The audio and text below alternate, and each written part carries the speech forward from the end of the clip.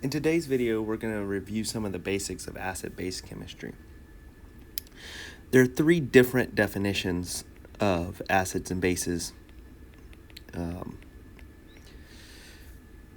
first is the Arrhenius definition. And this is specific to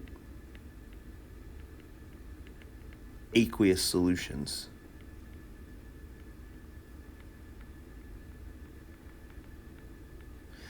The second is the Bronsted-Lowry definition. And the last is the Lewis definition. In today's video, we're going to focus on the Bronsted-Lowry definition, but we will spend a little more time with Lewis later this semester. And we'll largely ignore the Arrhenius definition because we don't work much with aqueous solutions. A Bronsted-Lowry acid is a proton donor.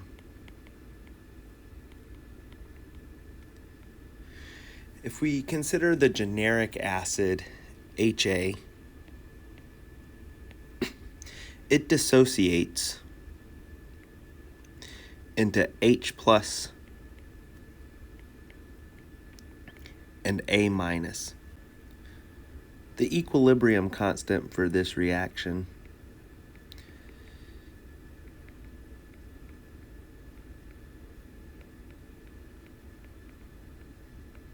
is Ka, and the pKa of HA is equal to the negative log of the Ka.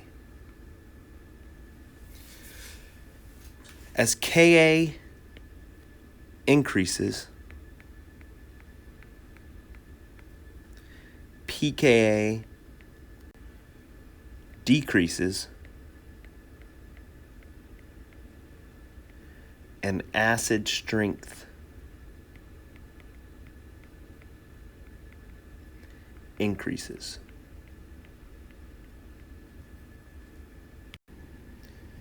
In general chemistry, you probably learned that there were 6 strong acids.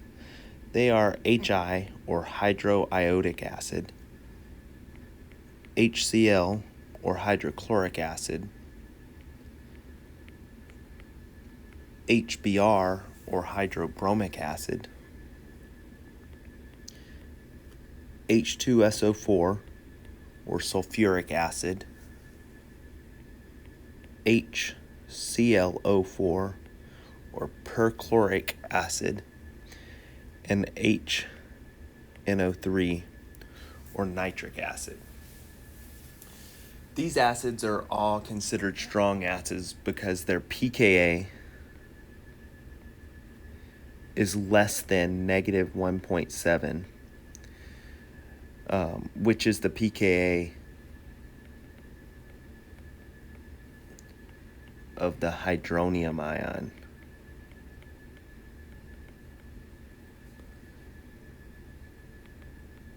Or H3O plus. Any acid with a pKa greater than negative 1.7 is considered a weak acid. A couple of examples of weak acids that we'll see a lot in this course are carboxylic acids, or any group that has a C double bond O with an OH. That is a carboxylic acid. These have a pKa of approximately 5.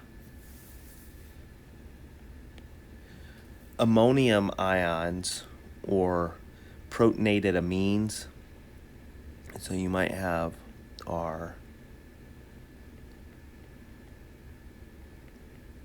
plus.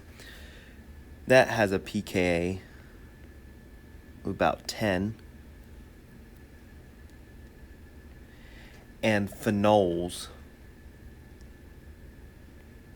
they look a little like alcohols, but they're on this phenyl ring or aromatic ring, and so that is not an alcohol. It's known as a phenol. And this proton here is way more acidic than a standard alcohol. It's got a pKa of also about 10, whereas alcohols are closer to 15. If you haven't started learning the pKa's on the Moodle handout, now would be a good time to start. Bronsted-Lowry bases are proton acceptors. If we consider the generic base B, we're generally going to give it a water to act as a proton source in the equilibrium reaction. And it's going to pick up a proton and become positively charged and generate an OH minus in solution. The equilibrium constant for this reaction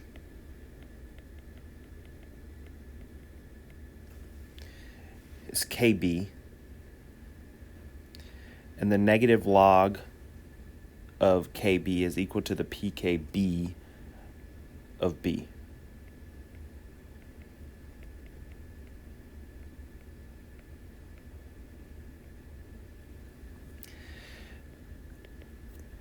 As Kb increases,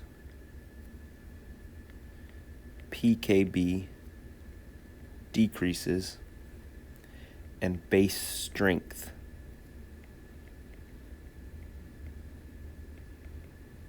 increases.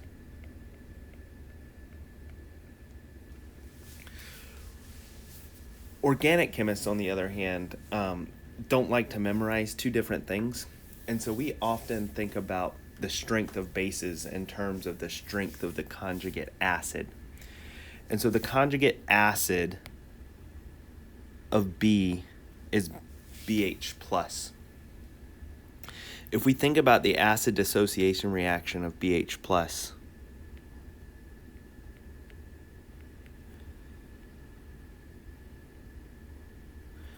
looks like this. And now we have a Ka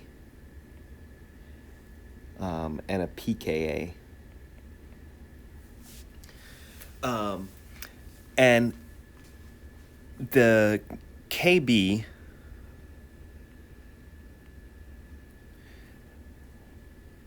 times the Ka of its conjugate acid is equal to Kw, which is 10 to the minus 14.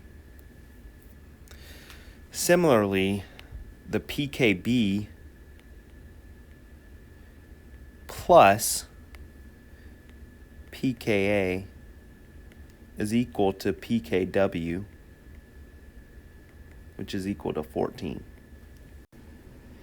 If we take a closer look at this equation, what this is telling us is that as pKb decreases, the pKa of its conjugate acid must increase. And what that means is that if pKb decreases, the base strength is increasing, which means that the acid strength of its conjugate acid must be decreasing.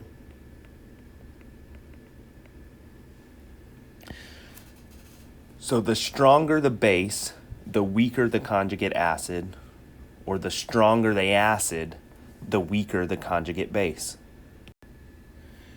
Strong bases are going to be metal hydroxides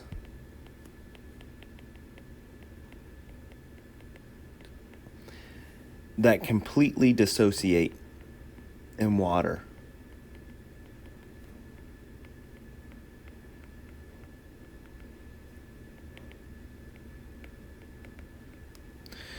These include all group 1 metal hydroxides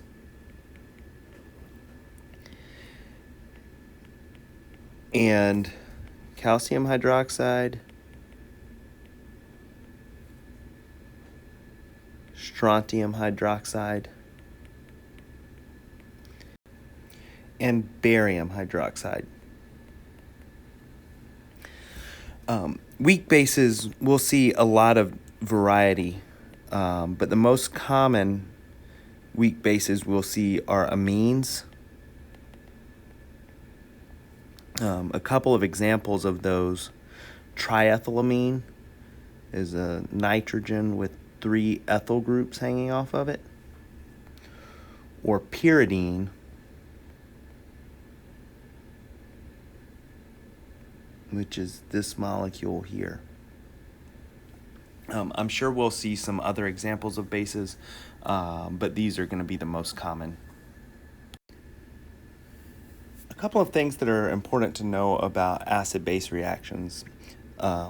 One is that most do not go to completion, but reach an equilibrium instead. The exception to this rule is any acid-base reaction that involves either a strong acid or strong base. Those reactions will go to completion. The other big thing is that the equilibrium set up always favors formation of the weaker acid-base pair. Let's look at a couple of examples. The first one I want to look at is NaOH plus HCl and the products of those reactions. Remember that NaOH is a strong base and they completely dissociate. So I can rewrite this as Na plus and OH minus. I'm going to draw my lone pairs on this oxygen because I want to actually show the flow of electrons in this reaction. We've seen this when we were talking about resonance already, but organic chemists really care about how electrons are flowing. And so I'm going to use an arrow to show that this pair of electrons is being donated to that hydrogen, and the pair of electrons in this bond is then going to break and go to chlorine. And that's going to give us H2O plus Cl minus. And remember, I've got this sodium plus still hanging out. In a second example, we have ammonia and HBr. And again, I'm going to throw some electrons on ammonia because that's my base. And I want to show the flow of electrons from ammonia to this H atom, and then breaking that bond to give that pair of electrons to bromine. And that's going to form an H4 plus and Br minus. The last example I thought we would look at is a carboxylic acid. This is acetic acid.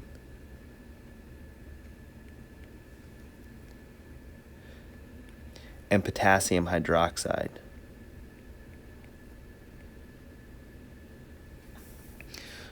Again, remember that group 1 metal salts are strong acids and strong bases, and they completely dissociate into K plus and OH minus.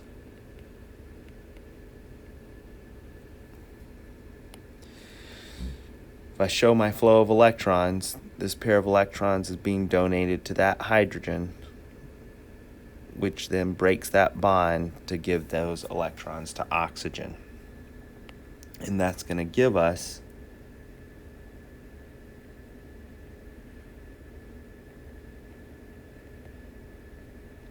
the acetate ion plus water, and we've still got this K plus hanging out.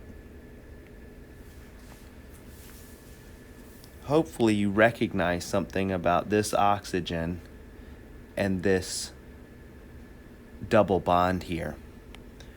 Acetate has resonance, and so I'm going to show that resonance structure.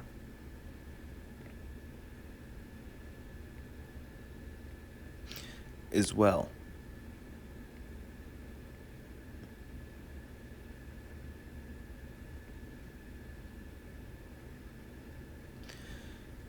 So that is a complete answer for the dissociation or the acid-base reaction between acetic acid and KOH. Section 2.13 of your handout has a list of relative acid strengths, starting with alkanes as the really bad acid. Alkanes are not good acids at all. CH bonds are not acidic. I'm not going to go through this whole list, but I thought I would give you a couple of highlights. So alkanes are really bad. They're much, much, much less acidic than, say, something like an ammonium ion or NH4 plus. Another way to think about this is a protonated amine.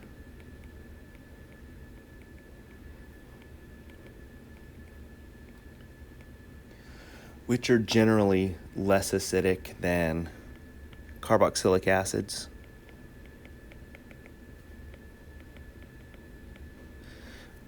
Which are less acidic than mineral acids. These are things like HI, HCl, HBr, the strong acids that we talked about at the beginning of this video. You should know the relative order of acid strength for all of the acids in the list on 2.13. It's going to be similar to if you had memorized the pKa chart that you can find on Moodle as well. To wrap up this video, I want to look at a weak acid, weak base reaction. And so we have a weak acid in a carboxylic acid and a weak base in ammonia. And I want to show the flow of electrons from ammonia, our base, to the proton of this carboxylic acid, and then we have to break that bond there. And that gives us the acetate ion, which we just saw had some resonance, and so I'm going to go ahead and show that. And take that electron and put it there. That gets kicked up. And we wind up with this resonant structure.